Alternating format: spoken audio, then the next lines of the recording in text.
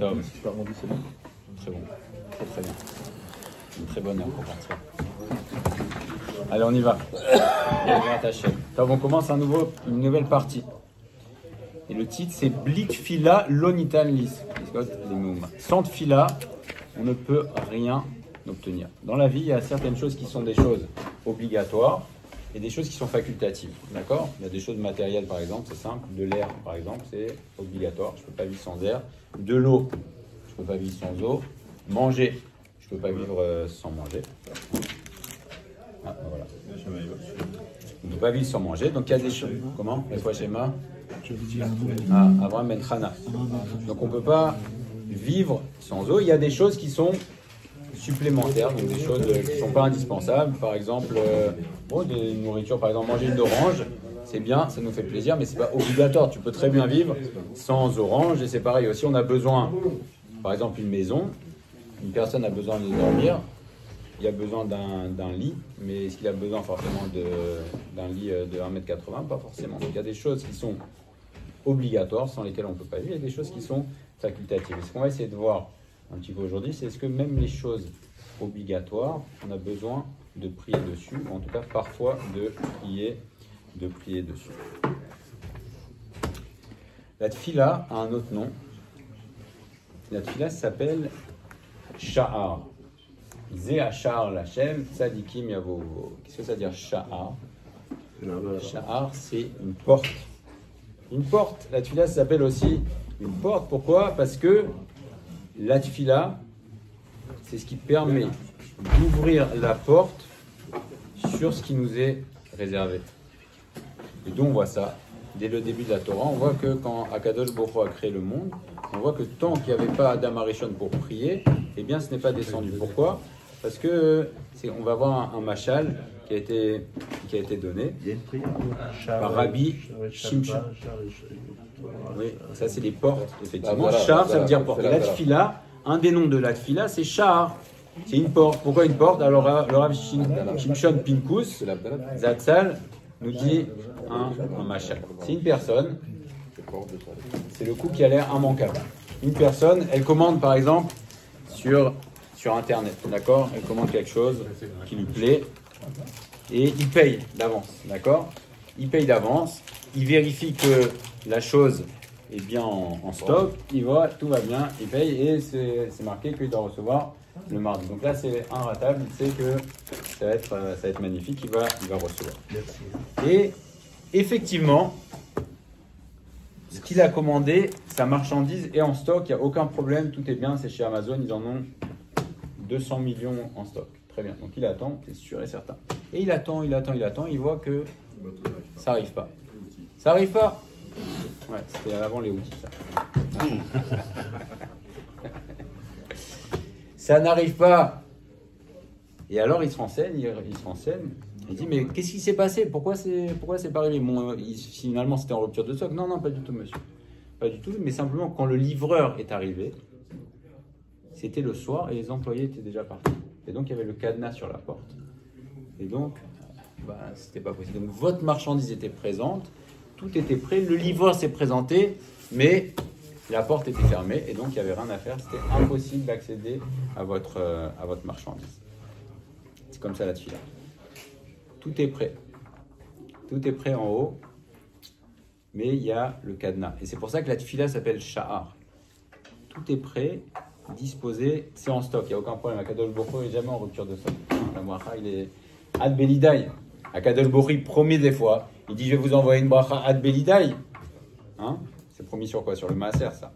Ad belidai, je vous envoie ad belidai. Donc Akadosh Baruch Hu n'est pas limité. C'est qui le facteur limitant? C'est nous. C'est nous parce qu'on ne prend pas la porte, on ne prend pas la peine d'ouvrir la porte comme il se doit. Et donc, pourtant, on pourrait dire, mais quoi? Un petit cadenas comme ça peut faire que je ne vais pas recevoir ce que j'ai commandé, j'ai payé. Oui, un petit cadenas comme ça. Donc la tfila, c'est un char, c'est une porte qui nous permet, d'ouvrir et d'accéder au trésor qui nous est réservé. Ou pareil aussi, c'est comme un bérez, comme un robinet. Comme un robinet, pareil, c'est le même principe. Tu peux être devant le robinet d'eau tant que tu peux, même si tu as toute une citerne, tant que tu n'as pas ouvert, alors à ce moment-là, tu pourras pas avoir de bracha. Et pourquoi? Comment? Et pourquoi on prie pour les otages tous les jours pour qu'ils soient libérés et ils sont pas libérés? Alors peut-être qu'on n'a pas assez prié. Peut-être que Akadosh Baruch Hu, il veut qu'on prie mieux et plus encore. D'accord? Akadosh Baruch Hu, effectivement. Donc le facteur limitant ne vient pas d'Akadosh Baruch Hu. Hein, parce qu'on voit que Akadosh Baruch Hu, puisqu'on parle de Yetziat Mitzrayim, c'est pas un cadenas qui l'a fait sauter Akadosh Baruch Hu Yetziat Mitzrayim, il a fait sauter un bunker. Mitzrayim, il n'y avait personne qui ne pouvait sortir d'Égypte. Il y avait non seulement, donc il y avait une armée, il y avait aussi des kshatim, il y avait des sorcelleries qui disaient que c'était impossible de sortir d'Égypte. Akadosh Baruch Hu, Pitom, il a fait sortir pas 2, 3, il a fait sortir 10 millions de personnes qui étaient otages depuis 200 ans. D'accord? Donc le facteur limitant, c'est pas Kadosh Baruch Hu, c'est qu'Akadosh Baruch Hu attend de nous des choses. Effectivement, peut-être que pour ça, il faut beaucoup prier. D'accord? Il veut qu'on se tourne absolument vers lui. Il veut aussi qu'on se rende compte aussi de la valeur de chaque juif. Et donc, quelle que soit l'origine d'un juif, un juif c'est un juif. Et donc, il attend de nous des choses. Pareil, quand on voit ces Rechaim aussi qui sont autour de nous, c'est pas que Kadosh Baruch Hu ne peut pas les enlever en une minute, qu'il attend de nous quelque chose. Et que tant qu'on n'a pas rempli notre mission, alors ils sont là. Mais dès qu'on aura terminé notre travail, ce qu'il attend de nous, alors Pitom, ils vont disparaître, comme tous les Rechaim. Les Rechaim, ils disparaissent en général en un instant, n'est-ce pas? Paro, il a disparu en un instant. Aman, il a disparu en un instant. Les Rechaim du Hamas, ils vont disparaître aussi en un instant. Il n'y a pas de problème, mais il faut qu'on prie, il faut qu'on fasse des mitzvot, il faut qu'on se renforce aussi dans la radoute. Voilà. Donc le facteur limitant ne vient pas d'Akadosh Baruch Hu, il vient de nous. Et c'est rapporté que celui qui prie vraiment du fond du cœur, à la fin, il va dire une shira. Il va chanter. D'accord? Celui qui ne prie pas, man de lobae, celui qui ne prie pas, Berri, il va pleurer. Pourquoi? Parce qu'il dit, mais j'attends, je sens que voilà, j'ai besoin de ça. Mais il ne prie pas. Il ne prie pas, alors finalement, ça va susciter chez lui une frustration, ça va susciter chez lui des pleurs, parce que il sent qu'il a besoin d'une chose, mais parfois, il ne va pas l'obtenir parce qu'il ne prie pas suffisamment. Et on voit que c'est un principe intangible, c'est toujours comme ça. Où est-ce qu'on voit ça? Il y a le fameux miracle qu'a fait Elisha à Navi, n'est-ce pas? Comment? Non. C'est avec la femme de Ovadia. Ovadia à Navi, qui était mort. D'accord? Il était mort. Et donc elle s'est retrouvée avec des enfants élevés. Elle était très très pauvre. Et donc elle n'avait plus rien à manger. Et qu'a fait Elisha à Navi? Voilà, Chazak. Il a fait le miracle de l'huile.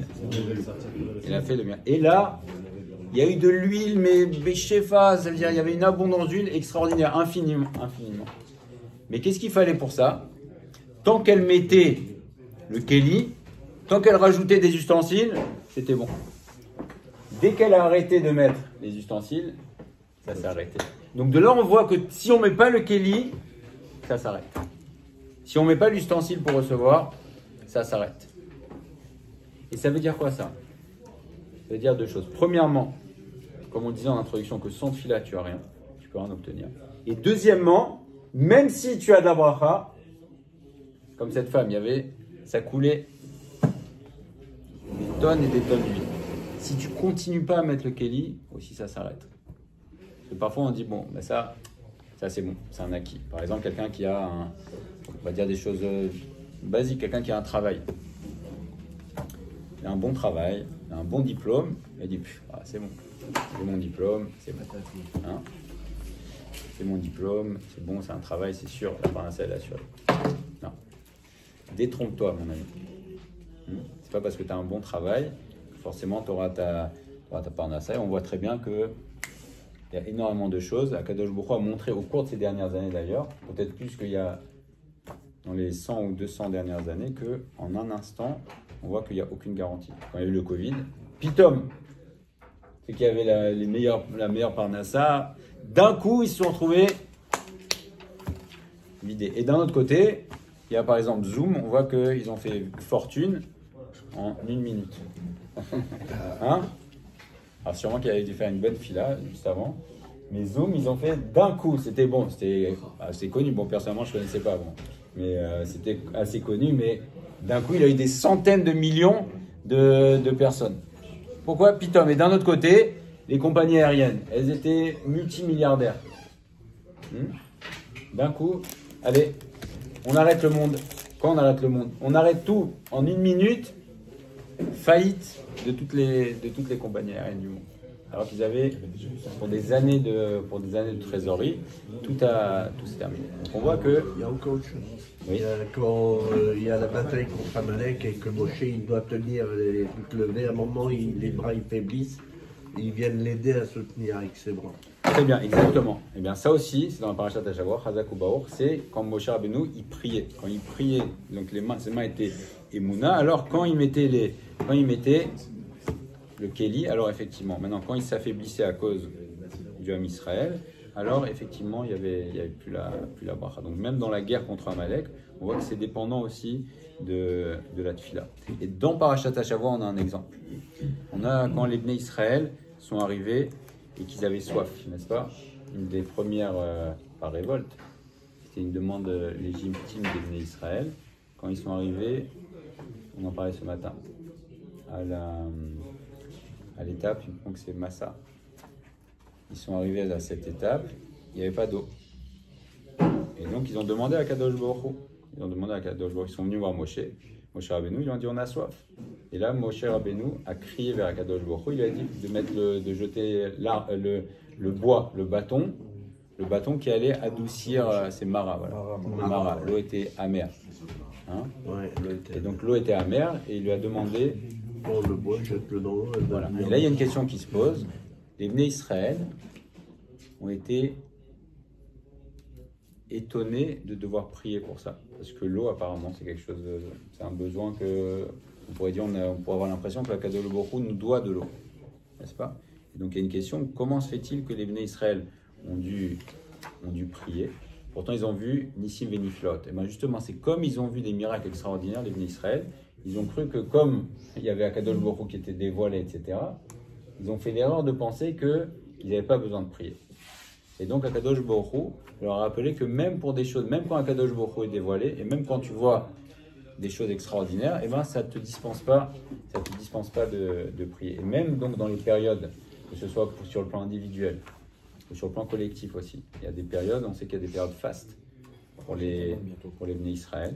Et aussi chacun dans sa vie peut avoir des périodes plus ou moins fastes, même sur le plan matériel.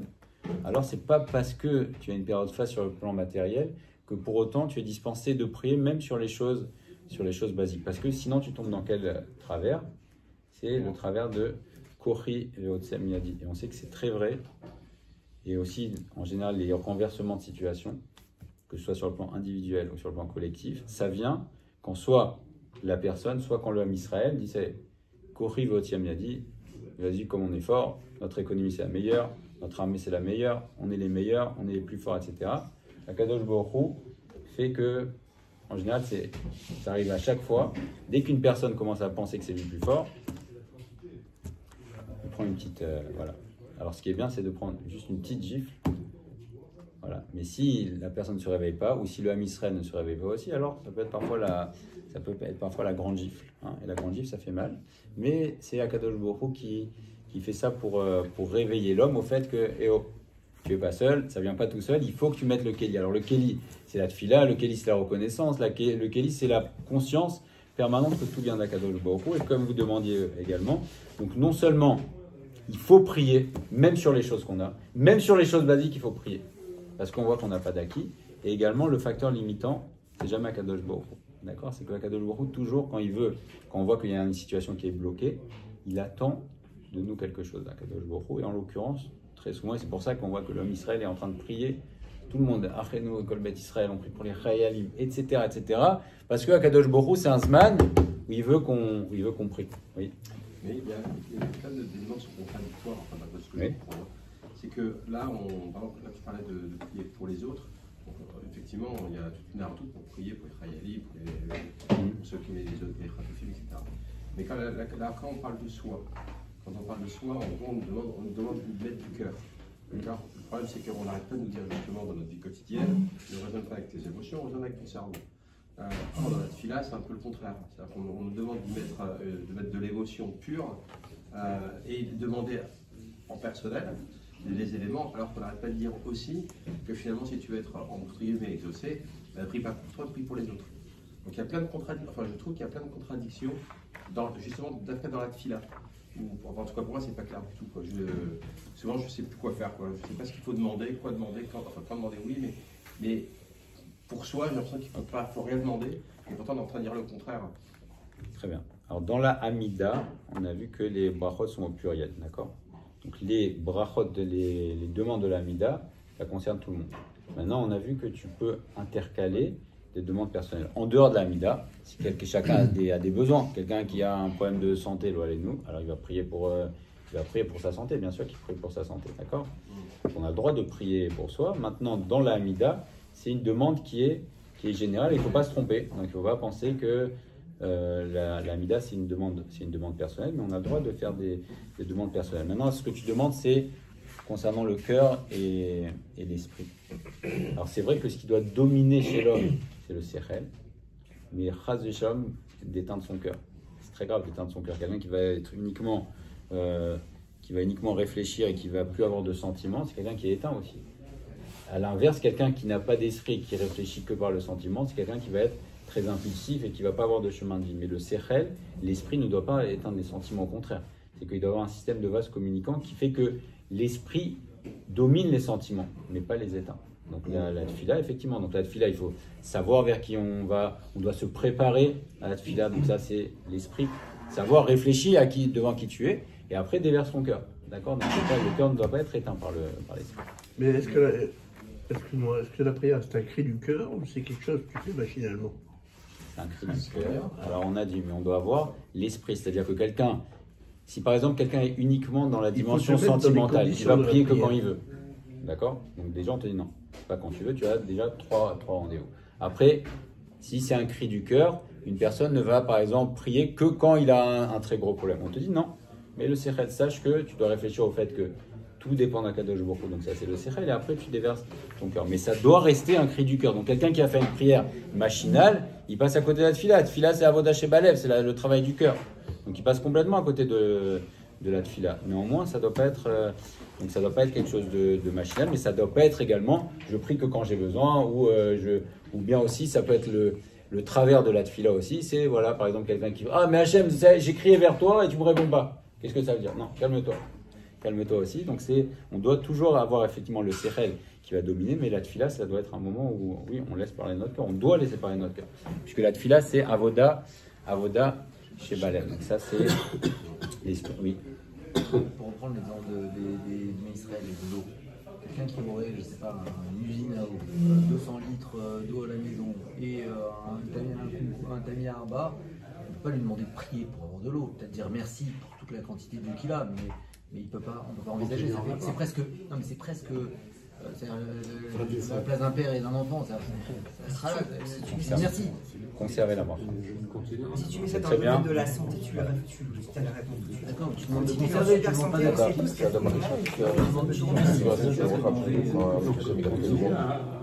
avoir le même bénéfice. Il faut continuer, il faut demander à Kadosh Baruch Hu de nous donner la persistance d'avoir ça. C'est très important. Parce que aussi on se rend compte que de notre dépendance et que c'est pas grâce à nous, d'accord? Quand on oublie de demander que ça continue, alors à ce moment-là, on oublie que ça vient d'Akadosh Baruch Hu et on voit que c'est un flux, c'est un mechadesh betuve cholium tamid maaseh bereshit. Akadosh Baruch Hu, il nous redonne à chaque instant la vie, il nous redonne à chaque instant la bracha. Donc c'est pas une continuité. On n'a pas de garantie que c'est jusqu'à 120 ans. Non, chaque seconde, c'est un cadeau. Et donc, il y a le remerciement, effectivement. Il y a aussi le fait de demander que ça perfectionnée, elle peut dérailler avec des grains de sang. On l'a tous vu, on le voit en permanence. Là, aujourd'hui, justement, comme on est dans une Gveta des Meshicha, à la fin des temps, on voit qu'à Kadosh Baruch Hu, il se montre. On a un très grand guilouille, un très grand dévoilement, que les situations, elles basculent en un instant. Des situations qu'on pensait établies pour des millénaires, on voit que d'un coup, ça peut basculer. Top. Allez, Razak.